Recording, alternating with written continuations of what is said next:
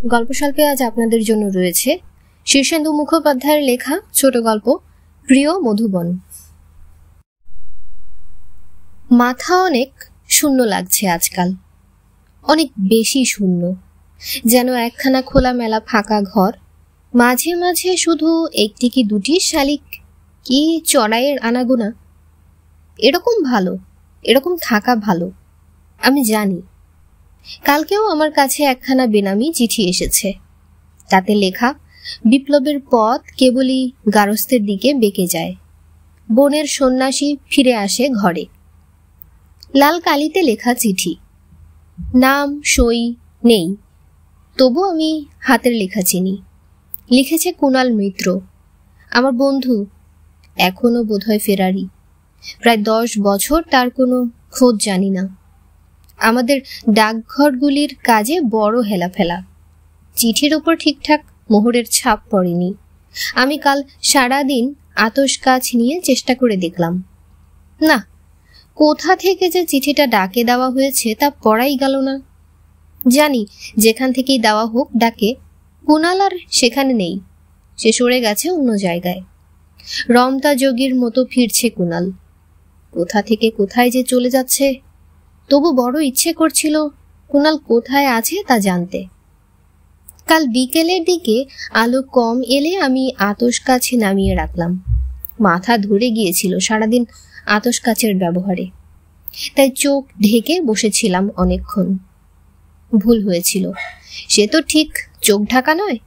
টের পেলাম দুটি হাতের আঙুলের ফাঁকে ফাঁকে গড়িয়ে নামছে চোখের জল। বিপ্লবের পথ কেবলই গারস্থের দিকে বেঁকে যায়, বনের সন্ন্যাসী ফিরে আসে ঘরে। এ আমারই কথা, কুণাল কেবল কথাটা ফিরিয়ে দিয়েছে, যেন ও কথার আড়ালে উকি মারছে তার সকৌতুক দয়াহীন মুখ। রাস্তা তুমিই দেখিয়েছিলে, ঘর থেকে বের করে এনেছিলে তুমি, তারপর সব গেছো কোথায়? এখন কার এটো চেটে বেড়াচ্ছ মধুবন? তোমার ঘেন্না করে না? চমৎকার এই সব শব্দভেদী বান কুণালের। মেঘের আড়াল থেকে লড়াই, প্রতিদিন পাল্টে যাচ্ছে তার ঠিকানা। আর আমি মধুবন, আমি বাধা পড়েছি স্থায়ী ঠিকানায়। কুণাল হয়ে গেছে ছায়া কিংবা মায়া। আমি এখন কোথায় পাবো তাকে? এ চিঠির তাই জবাব দেওয়ার দায় নেই।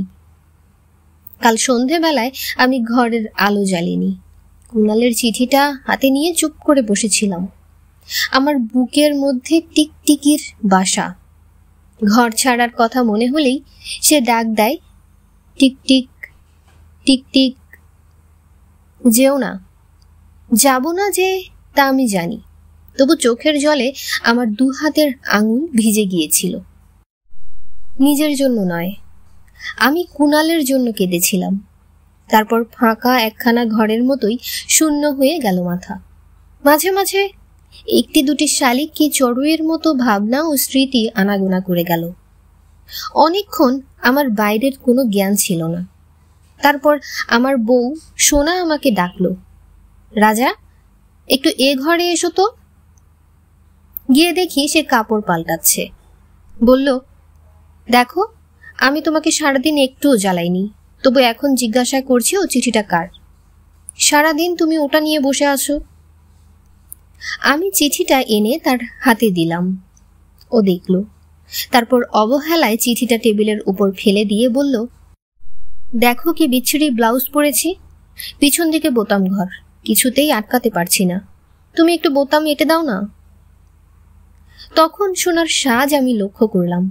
কনুই পর্যন্ত হাতাওয়ালা একটা ব্লাউজ পরেছে সে, গলায় আর হাতে খুব পাতলা লেসের ফ্রিল দেওয়া। ব্লাউজটা আরো কয়েকদিন ওকে পরতে দেখেছি, কোনোদিনই বোতাম এঁটে দেওয়ার জন্য আমার ডাক পড়েনি। তাই মৃদু হেসে আমি ওর পিঠের দিকে বোতাম আর হুকগুলো লাগিয়ে দিলাম। ও আস্তে করে বলল, ইস, কি ঠান্ডা হাত। ঠান্ডা? আমি অবাক হয়ে বললাম, কই, বলে হাত দুটো ওর গালে রাখলাম। মাথা ঝাঁকিয়ে সোনা বলল, না, সে ঠান্ডা নয়, নিস্পৃহতার কথা বলছিলাম। চুপ করে দাঁড়িয়ে রইলাম আমি। সোনা ধীরে ধীরে আঁচল তুলে নিচ্ছিল শরীরে। হঠাৎ মুখ এগিয়ে বলল, আদর। তক্ষুনি কুণালের চিঠিটার কথা একদম ভুল হয়ে গেল। সোনার ব্লাউজের বোতাম আর হুকগুলো আর একবার লাগিয়ে দিতে হলো আমাকে। তারপর সোনা টেবিলের ওপর থেকে চিঠিটা তুলে নিয়ে বলল, লাল কালিতে লেখা এই 1.5 লাইনের চিঠিটা নিয়ে এখন আমরা কি করব? বাঁধিয়ে রাখবো? হেসে বললাম, ঠাট্টাটা আমাকেই লাগলো সোনা। চিঠির ও কথাগুলো একদিন আমিই বলতাম। বহুদিন পর অনেক খুঁজে খুঁজে আমার কাছে ফিরে এসেছে আমারই কথা। ও ভ্রু কুঁচকে চিঠিটার দিকে চেয়ে থেকে বলল, এটা কি তোমাকে ভয় দেখানোর জন্য? না না, আমি মাথা নেড়ে হেসে উঠি, ওটা এমনি ঠাট্টার ছলেই আমার কথা আমাকে ফিরিয়ে দেওয়া। সামান্য দ্বিধা করে সোনা বলল, চিঠিটার নাম সই নেই, তবু তোমার মুখ দেখে মনে হচ্ছে তুমি একে জানো। কে? একটু ভেবে বললাম, ও বোধহয় আমারই এক সত্তা, অতীত থেকে লিখে পাঠাচ্ছে। কবিতা? সোনা হেসে ফেলল, এ তো কবিতা হয়ে গেল রাজা। হাসি থামিয়ে আস্তে আস্তে বলল, আমি তো তোমার কাছে শুনেছিলাম যে আমি তোমার এক সত্তা। তোমার এরকম আর কটা সত্তা আছে রাজা? হিংসুক সোনা, ভীষণ হিংসুক। ঘরে ওর রাজতন্ত্র, আমি ওর রাজা। ওকে এখন কিছুতেই বোঝানো যায় না যে একদিন আমি কুণালের ছিলাম প্রিয় মধুবন। না, কুণালের প্রিয় মধুবন হওয়ার জন্য আর একবার পিছু হাঁটার কোনো ইচ্ছেই নেই আমার। এখন আমি বেশ আছি, ফাঁকা খোলামেলা শান্ত একটি ঘরের মতো শূন্য মাথা। মাঝে মাঝে এক একটা শালিক কি চড়ুইয়ের আনাগোনা, এক একটা ভাবনা, এক আধখানা স্মৃতি। তার চেয়ে বেশি কি দরকার? এখন আমার আলো বাতাস ভালো লাগে, ছুটির দিন ভালো লাগে, অবসর আমার বড় প্রিয়।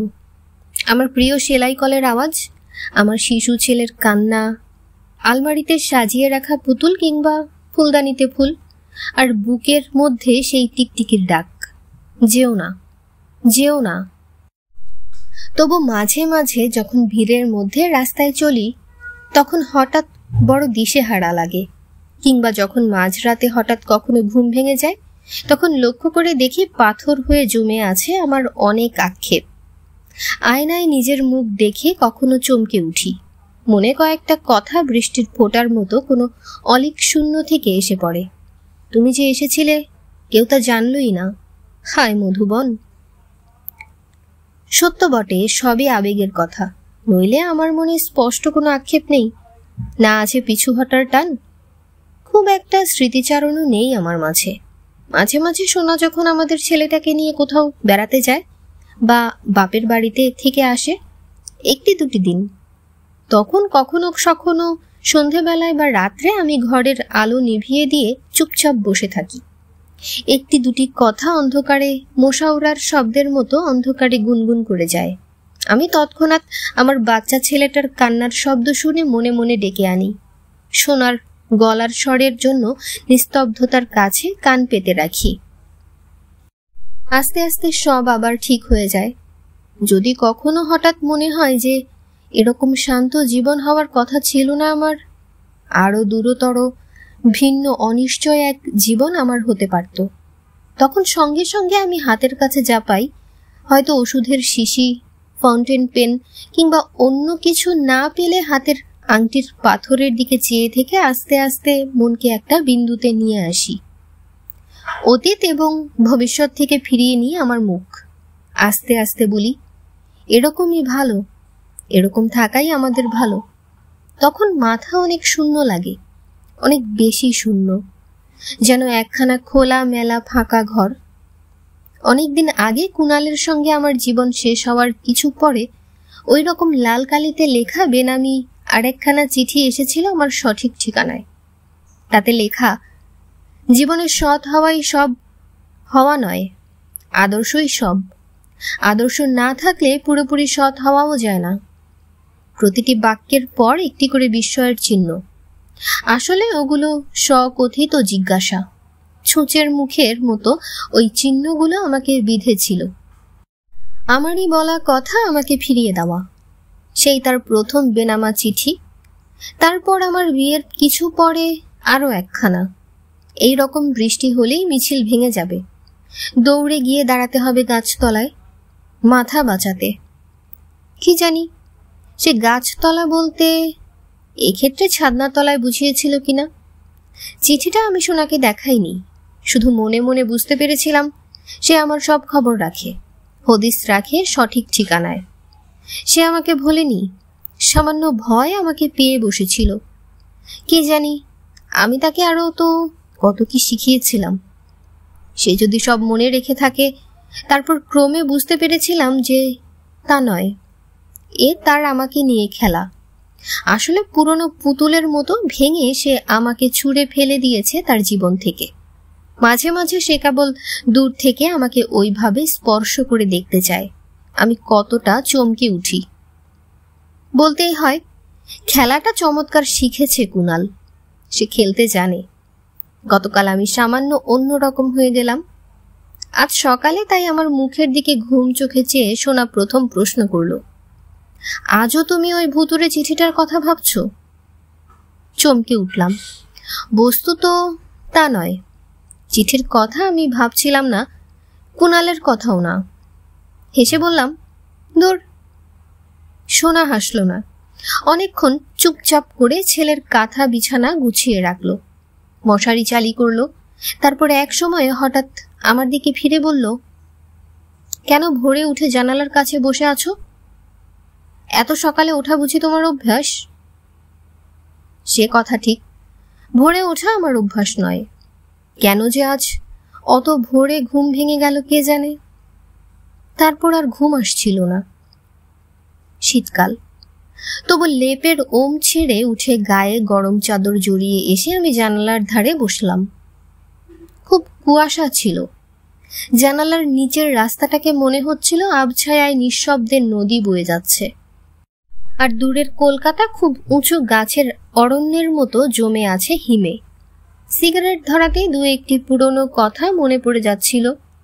আমি প্রাণপণে সেগুলো ঠেকানোর চেষ্টা করছিলাম। ঠেকানো গেল না।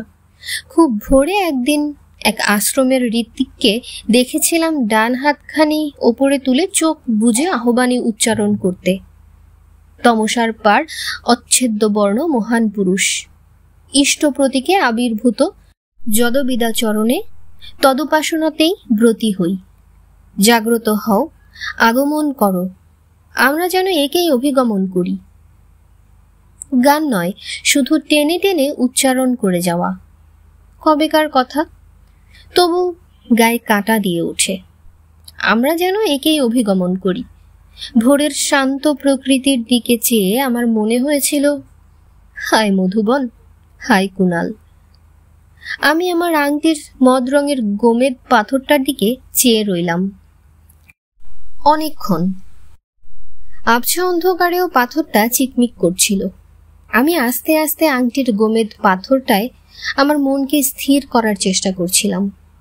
তখন হঠাৎ খোলা জানালা দিয়ে যেমন ঘরের মধ্যে উড়ে আসে পোকামাকড়, তেমনি হঠাৎ অনেকদিন আগে শোনা কয়েকটা শব্দ বিদ্যুৎ বেগে আমার মধ্যে খেলা করে গেল।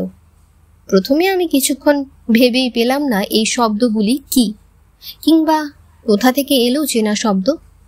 বড় চেনা। কয়েকটি মুহূর্তের পর মনে পড়ে গেল, এ আমার বীজমন্ত্র নাম, কৈশোরে শেখা। এতকাল বীজমন্ত্রের শব্দগুলি নিয়ে মনে মনে খেলা করতে করতে সেই কৈশোরের ধ্যান অভ্যাস করার কথা মনে পড়েছিল। একটা সাদা কালো চক্রের ছবির দিকে অনেকক্ষণ চেয়ে থাকতাম। তারপর চোখ বুঝতেই সেই চক্রটা অমনি চলে আসতো দুই ভ্রুর মাঝখানে, নাসিকার মূলে যাকে বলা হয় আজ্ঞা চক্র। অনেক শিখেছিলাম আমি। পৈতার পর আমাকে শিখতে হয়েছিল পুজো পাঠ আর নিক। দণ্ডি ঘরে কয়েকটা কষ্টের দিন কেটেছিল, যার মধ্যে চুরি করে খেয়েছিলাম রসগোল্লা। মনে পড়ে এক শীতের খুব ভোরে দণ্ডি ভাসাতে যাচ্ছে ব্রহ্মপুত্রে, সঙ্গে জ্ঞাতি ভাই তারাপ্রসাদ। হাফ প্যান্ট পরা তারাপ্রসাদ নদীর উঁচু পাড়ে দাঁড়িয়ে হাই তুলছিল। আমি তার দিকে একবার ঘাড় ফিরিয়ে তাকিয়ে ঢালু বেয়ে জলের কাছে নেমে গেলাম। আমার পায়ে লেগে একটা মাটির ঢেলা আস্তে গড়িয়ে গিয়ে টুপ করে জলে ডুবে গেল। বিবর্ণ মেটে রঙের জলে ভেসে যাচ্ছিল আমার গেরুয়া ঝোলা আর লাঠি। এক কোমর জলে দাঁড়িয়ে আমি দেখলাম মাথার উপর ফিকে নীল আকাশ আর চারদিকেই মাটির নরম রং। কোথাও এতটুকু আবেগ বা অস্থিরতা নেই, সব শান্ত ও উদাসীন, আর বাতাসে মিশে থাকা সামান্য কুয়াশার মৃদু নীল আভা। জলে আমাকে ঘিরে ছোট ছোট ঢেউ ভাঙার শব্দ। খুব সামান্য স্রোতে ধীরে ধীরে দুলে দুলে ভেসে যাচ্ছে গেরুয়া ঝোলা শুদ্ধ আমার দণ্ডি।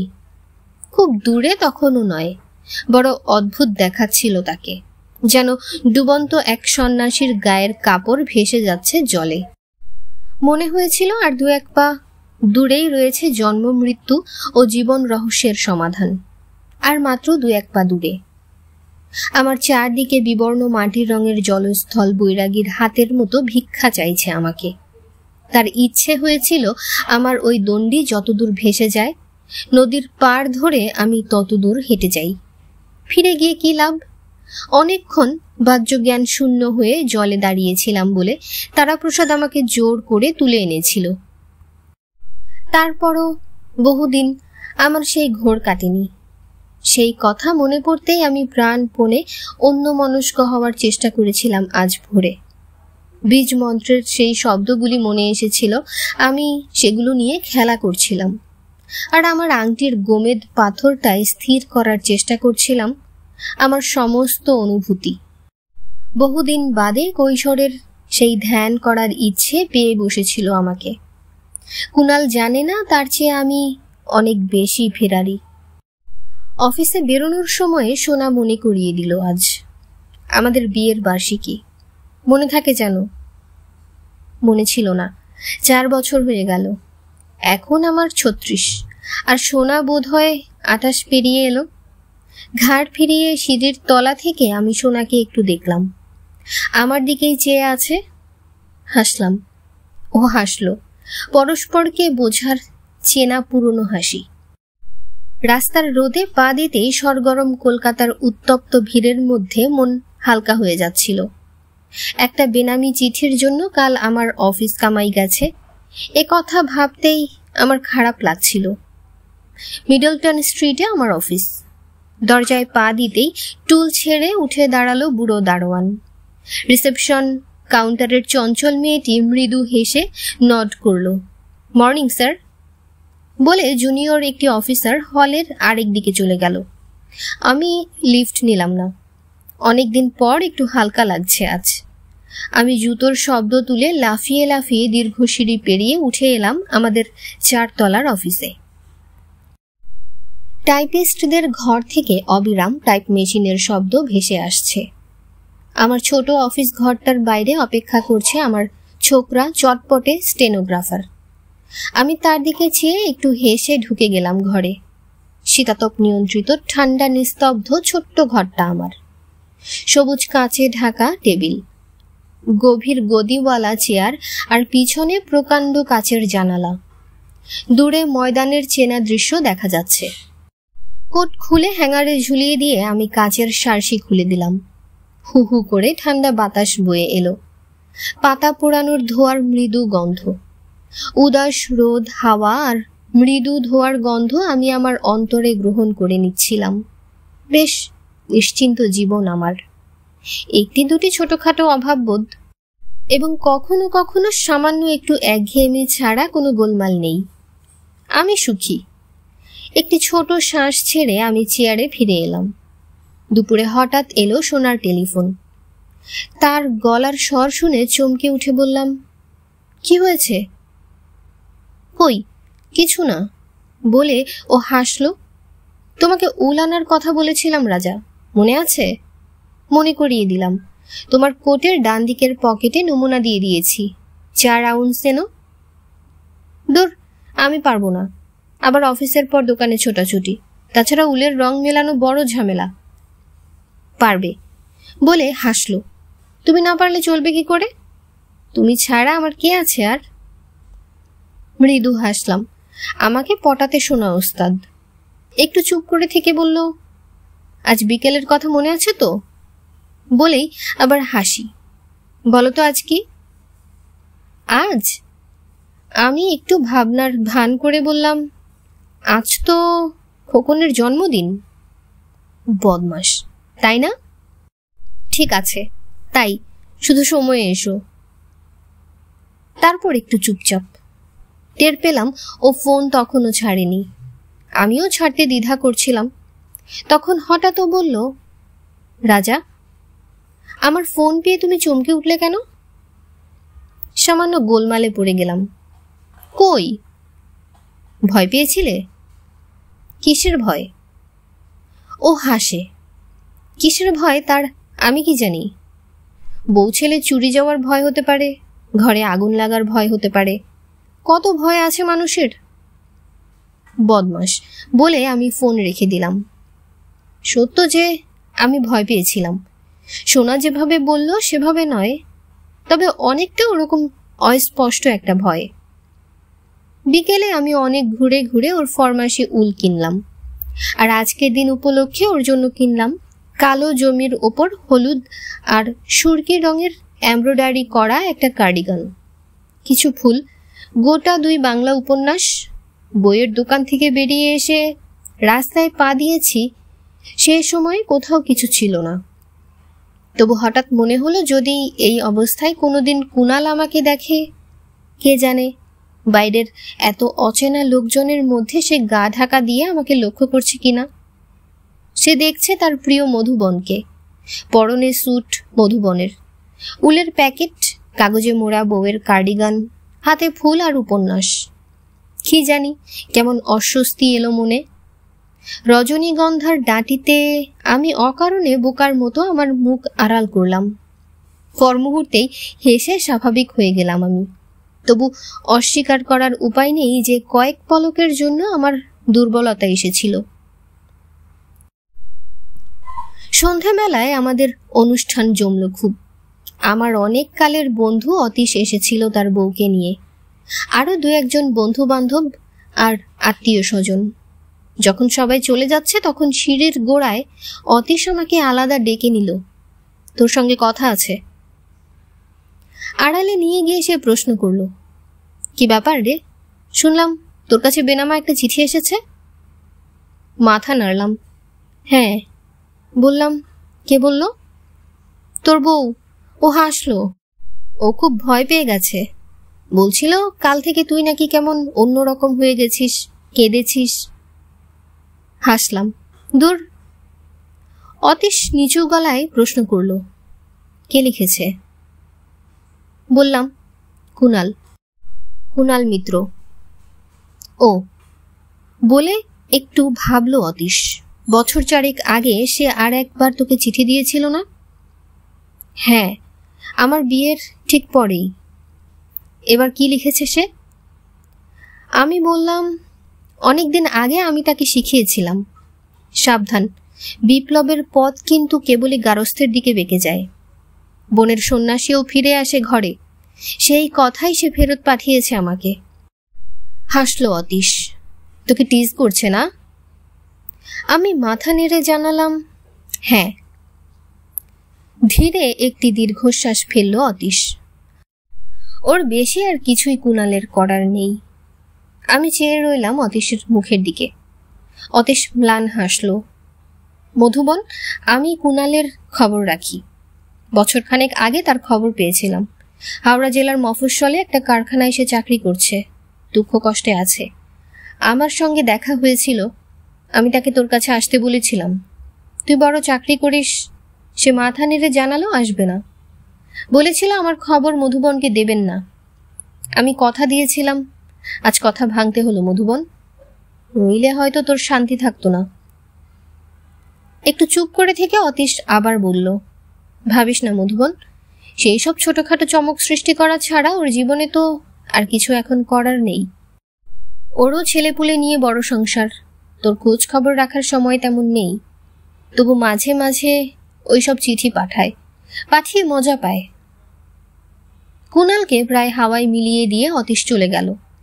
আমি নিঃশব্দে ঘরে ফিরে এলাম। দেখি ছেলেকে ঘুম পাড়িয়ে সোনার ড্রেসিং টেবিলের আয়নার সামনে দাঁড়িয়ে আছে। আমার দিকে ফিরে এক ঝলক হেসে বলল, কি গো, কুণাল মিত্রের বন্ধু, ভূতপূর্ব বিপ্লবী, এবার একটু সাহস করো। হাসলাম। বুঝলাম অতীশ চিঠিটা আন্দাজ করে সোনাকে সব বলে গেছে। তবু কি করে আমি সোনাকে বোঝাবো যে আমি এখনো সুখী নই? কুণাল কতদূর বিপ্লবী ছিল, সঠিক ফেরারি ছিল কিনা তা নিয়ে আমার একটুও মাথা ব্যথা নেই। আমি স্বেচ্ছায় সরে এসেছি অনেক দূরে। এখন নিশ্চিন্ত জীবন আমার। তবু মাঝে মাঝে একজন ফেরারির কথা ভাবতে আমার ভালো লাগে। রাজনীতির জন্য নয়, বিপ্লবের জন্যও নয়, এসব কোনো কিছুর জন্যই এখন আর আমার একটুও ব্যস্ততা নেই। এখন আমার প্রিয় সেলাই কলের আওয়াজ, আমার শিশু ছেলের কান্না, আলমারিতে সাজিয়ে রাখা পুতুল কিংবা ফুলদানিতে ফুল। কেবল মাঝে মাঝে এসবের ফাঁকে ফাঁকে একটু বিমনা হয়ে ভাবতে ভালো লাগে আমারই। এক সত্তা পালিয়ে ফিরছে মাঠে জঙ্গলে, খেতে খামারে পাহাড় পর্বতে। কুণালের কথা শুনে তাই আমি একটুও খুশি হইনি, অবাকও নয়। আমি তো জানতাম বিপ্লবের পথ গারস্থের দিকে বেঁকে যায়, বনের সন্ন্যাসী ফিরে আসে ঘরে। আমি তো তা জানতাম। রাতে শুয়ে আমার মুখের উপর ঝুঁকে পড়ে সোনা বলল, কষ্ট পাচ্ছ? চমকে উঠে বলি, কই, কিসের কষ্ট? আমি জানি পাচ্ছ। কেন? কি জানি বলে একটু চুপ থেকে বলল, বোধহয় তোমার মাঝে মাঝে সন্ন্যাসী হতে ইচ্ছা করে না? এমন উদ্দেশ্যহীন নিস্তেজ জীবন তোমার ভালো লাগে না, আমি জানি। দূর বলে জোরে হেসে উঠলাম। তবু সোনার মুখ সামান্য বিবর্ণ দেখাচ্ছিল। বড় ভয় করে গো। ঘুমের আগে আমার আদরে তলিয়ে যেতে যেতে সোনা বলল। অমনি আমার বুকের মধ্যে টিকটিক টিকটিক, যেও না, যেও না। নিঃসাড়ে ঘুমের ভান করে অনেকক্ষণ পড়ে থেকে আমি গভীর রাতে উঠে লেখার টেবিলে ছোট্ট বাতিটি জ্বেলে বসলাম। কুণালকে একটা চিঠি লেখা দরকার। চেনা কুণালকে নয়, এ আরেক কুণালকে, যাকে আমি চিনি না। সারা রাত ধরে আমি লিখলাম আমার চিঠি সিগারেটের পর সিগারেট জ্বেলে। তারপর টেবিলের ওপরেই মাথা রেখে ঘুমিয়ে পড়েছিলাম আমি। ভোরবেলা সোনা আমাকে ডেকে তুলল। তার চোখে মুখে ভয়, ঠোঁট কাঁপছে কান্নায়। কি করছিলে তুমি রাজা সারা রাত ধরে? আমি সুন্দর করে হাসলাম। তারপর ইঙ্গিতে দেখিয়ে দিলাম চিঠিটা। ও প্রথমে বুঝতেই পারল না। বললাম, সারা রাত ধরে আমি এই চিঠিটা লিখেছি সোনা, বেনামি একটা চিঠি। ও মা! ও অবাক হয়ে বলল, এ তো মাত্র একটা লাইন। আমার কাঁধের উপর দিয়ে ঝুঁকে পড়ে ও শব্দ করে চিঠিটা পড়ল। ওরে কুণাল, বনের সন্ন্যাসীর চেয়ে ঘরের সন্ন্যাসী পাগল বেশি। শেষ হলো শীর্ষেন্দু মুখোপাধ্যায়ের লেখা ছোট গল্প প্রিয় মধুবন। গল্প স্বল্প ভালো লাগলে সাবস্ক্রাইব করে আমাদের সাথেই থাকুন। ধন্যবাদ। আল্লাহ হাফেজ।